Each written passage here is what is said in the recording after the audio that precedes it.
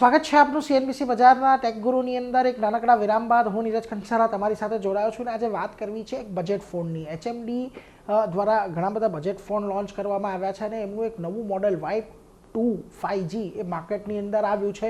ખાસ કરીને 13,000 રૂપિયાથી આની જે ભાવ છે એ શરૂ થાય છે. તો ખાસ આ ફોન કેવો છે, શું તમારે ખાસ ધ્યાન રાખવું જોઈએ, કારણ કે જો આ ફોન તમને 4GB 64GB storage, 4GB 128GB storage અને 6GB 128GB સ્ટોરેજ એમ 3 વેરિયન્ટની અંદર મળી આવે છે. તો આ ફોન તમારે ખરીદવો જોઈએ કે નહીં, એના આજે આપણે આ રિવ્યૂ જોઈશું. સૌથી પહેલાં વાત કરી લઈએ ડિઝાઇન અને બિલ્ડ ક્વોલિટીની.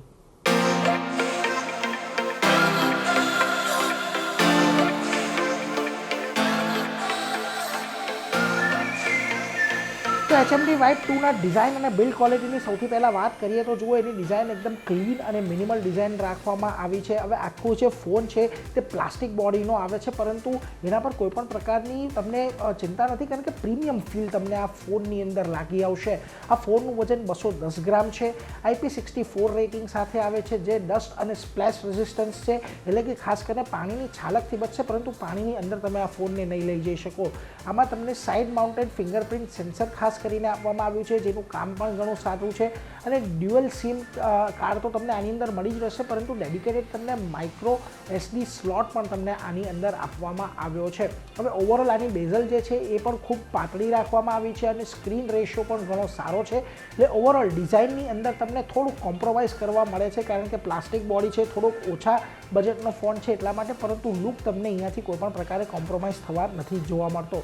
3 કલરની અંદર આ ફોન તમને જોવા મળે છે: કોસ્મિક લેવેન્ડર, નોર્ડિક બ્લુ અને પીચ પિંક. આમ 3 રંગોની અંદર અને 3 વેરિયન્ટમાં તમને આ ફોન મળી આવશે. એટલે ઓવરઓલ એક ડિઝાઇન જે આ ફોનની રાખવામાં આવી છે એ થોડીક વધારે પ્રીમિયમ સેગમેન્ટનો ફોન હોય એવી રાખવામાં આવી છે, પરંતુ બિલ્ડ ક્વોલિટી તમને અહીંયાથી થોડીક કોમ્પ્રોમાઇઝ કરવી પડી શકે છે.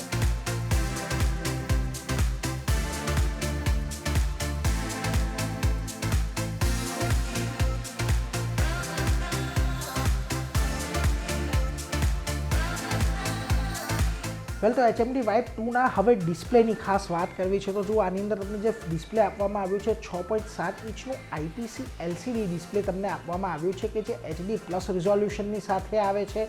120 હર્ટ્ઝનો રિફ્રેશ રેટ તમને આની અંદર મળી રહે છે.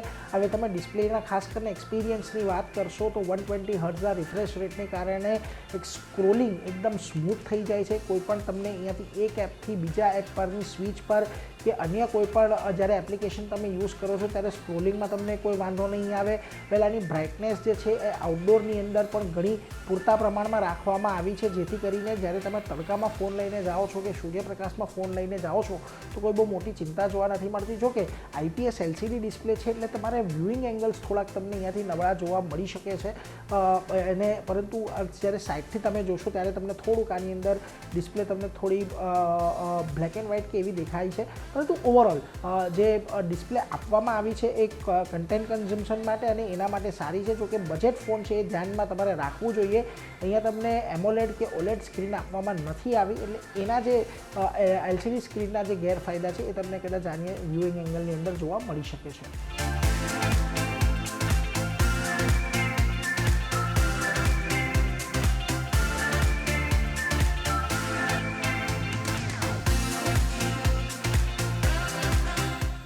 ઓવરઓલ Y2ના હવે આપણે પ્રોસેસર અને મેમરીની વાત કરીએ તો જુઓ, બજેટ ફોન છે એટલે તમને આની અંદર યુનિસેક P8200 પ્રોસેસર તમને આની અંદર આપવામાં આવ્યું છે, કે જે એક બજેટ પ્રોસેસર છે. ખાસ કરીને 4GB રેમ તમને આની અંદર મળી રહેશે.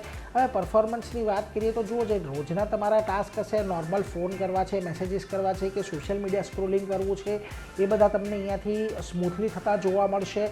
વોટ્સએપ માટે પણ આ ફોન, યુટ્યુબ બ્રાઉઝિંગ માટે પણ આ ફોન તમને ઘણો ફિટ લાગી આવશે, એમાં તમને કોઈ બહુ વધારે નથી. અને લાઇટ ગેમિંગ માટે તમને ખાસ કરીને આ ફોન ચાલી જશે, પરંતુ અહીંયા ધ્યાન રાખજો, કોઈ બહુ હેવી ગેમિંગ તમે નહીં કરી શકો.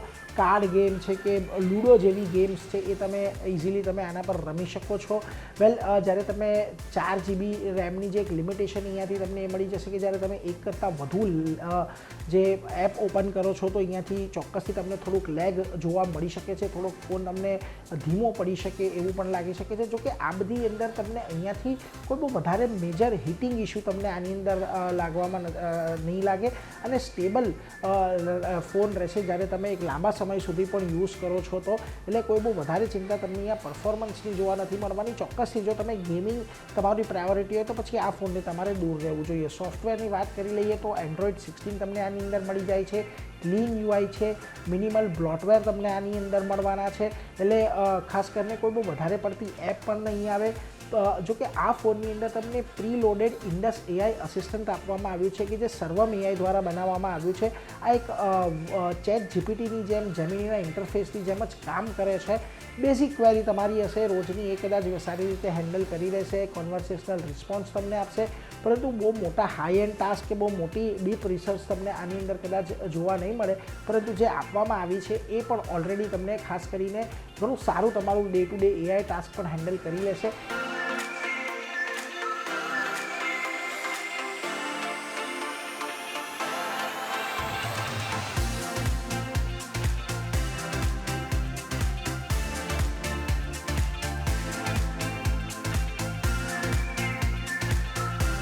એટલે ઓવરઓલ આના જે સ્પેસિફિકેશન છે એની અંદર તમને થોડોક ફોન ધીમો રહેતો જોવા મળી શકે છે. ઓડિયોની વાત કરી લઈએ તો સિંગલ સ્પીકર આપવામાં આવ્યું છે, 3.5 mmનો હેડફોન જેક આપવામાં આવ્યો છે.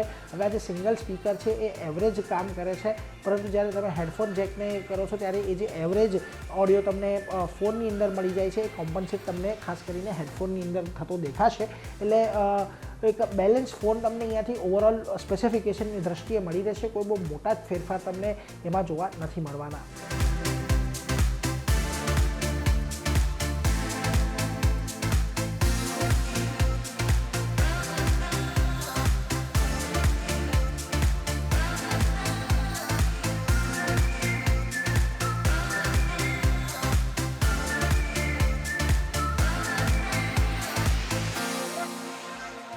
હવે HMD Vive 2 5Gના તમે કેમેરાની વાત કરો તો પાછળની બાજુએ તમને ડ્યુઅલ કેમેરા છે, જેમાંથી પ્રાઇમરી કેમેરા 50 મેગાપિક્સલનો છે ને ડેપ્થ સેન્સર આપવામાં આવ્યું છે. ફ્રન્ટની અંદર તમને 8 મેગાપિક્સલનો કેમેરા મળી જશે. 4K 30 FPS સુધીનું વિડીયો રેકોર્ડિંગ તમને આની અંદર અવેલેબલ આપવામાં આવ્યું છે. હવે જો તમે કેમેરાના પરફોર્મન્સની વાત કરશો તો ડેલાઇટની અંદર સારા ફોટો આવશે, કોઈ બહુ વધારે ચિંતા તમને અહીંયાથી જોવા નહીં મળે. કલર પણ છે એ બેલેન્સ હશે, ડિટેલ્સ પણ તમને ઓલમોસ્ટ સારી એવી તમને અહીંયાથી મળી આવશે. પરંતુ જ્યારે તમે લો લાઇટની અંદર ફોટોગ્રાફી કરશો ત્યારે તમને એટલો આ ફોન મદદગાર નહીં થાય, કારણ કે તમને અહીંયા નોઇઝ લેવલ અને ડિટેલ લોસ થતી દેખાશે, નોઇઝ વધતો દેખાશે. એટલે દિવસના દરમિયાન તમે જે ફોટા પાડો છો કે સારી લાઇટિંગના ફોટા પાડો છો એ તમને અહીંયાથી સારા રહેશે.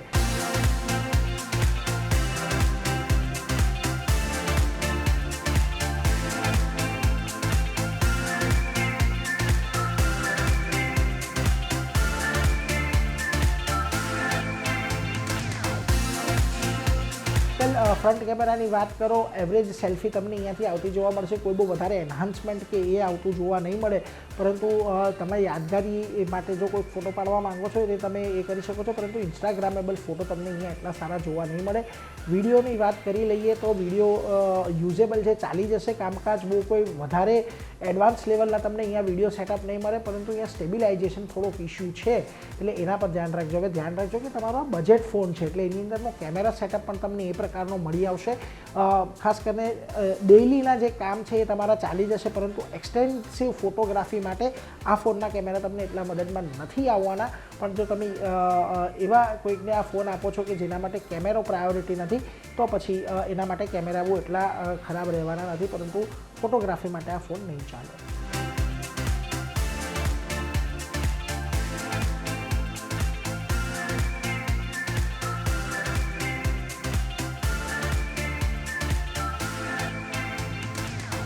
વાત કરીએ બેટરીની તો HMD Vive 2ની અંદર તમને 6000 mAhની બેટરી આપવામાં આવી છે, 18 વોટનું ચાર્જિંગ છે અને ચાર્જર તમને આની અંદર બોક્સની અંદર મળી જશે. અને જો બેટરીના પરફોર્મન્સની વાત કરીએ તો આરામથી આ ફોન આખો દિવસ તમને ચાલી જશે. કોઈપણ પ્રકારની વધારે તમને ચિંતા નહીં જોવા મળે. અને જો તમારો યુસેજ થોડોક ઓછો હશે તો શક્ય છે કે એક દિવસ કરતાં વધારે પણ સારી રીતે તમને બેટરી ચાલી જાય. ચાર્જિંગ રિલેટિવલી સ્લો છે કારણ કે અહીંયા તમને 18 વોટનું ચાર્જર મળે છે, એટલે ખાસ કરીને થોડોક એ તમને અહીંયાથી ચિંતા રહેતી જોવા મળશે. પરંતુ ઓવરઓલ બેટરીનું પરફોર્મન્સ એવું કોઈ બહુ વધારે તમને ચિંતાજનક અહીંયાથી નથી લાગી રહ્યું.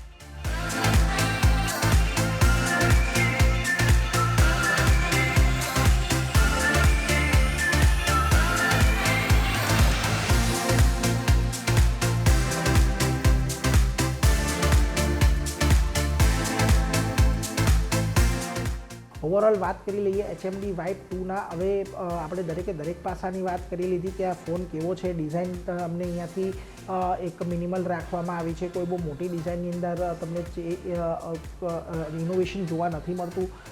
ફ્રેમ પણ અહીંયાથી પ્લાસ્ટિકની રાખવામાં આવી છે. એટલે જો આ બજેટની અંદર આ ફોન તમને એક મજબૂત બેઝિક ફોન તમને અહીંયાથી મળી જશે. AI આમાં તમને ઇન્ટરેસ્ટિંગ આપવામાં આવ્યું છે, પરંતુ એકદમ મેચ્યોર્ડ લેવલનું AI નથી.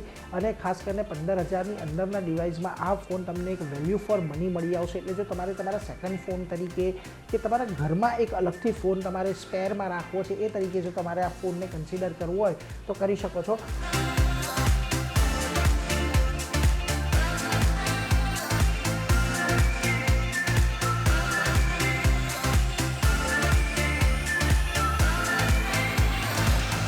આ ફોનની અંદર તમારે એ ધ્યાન રાખવાનું છે કે મોટા ટાસ્ક, સારી ફોટોગ્રાફી અને હેવી ગેમ્સ તમે નહીં રમી શકો કેઝ્યુઅલી, બાકી તમારો આ ફોન તમે વાપરી શકો છો. એટલે ઓવરઓલ ફર્સ્ટ ફોન તરીકે નહીં પરંતુ સેકન્ડ ફોન તરીકે ચોક્કસથી તમે આને કન્સિડર કરી શકો છો.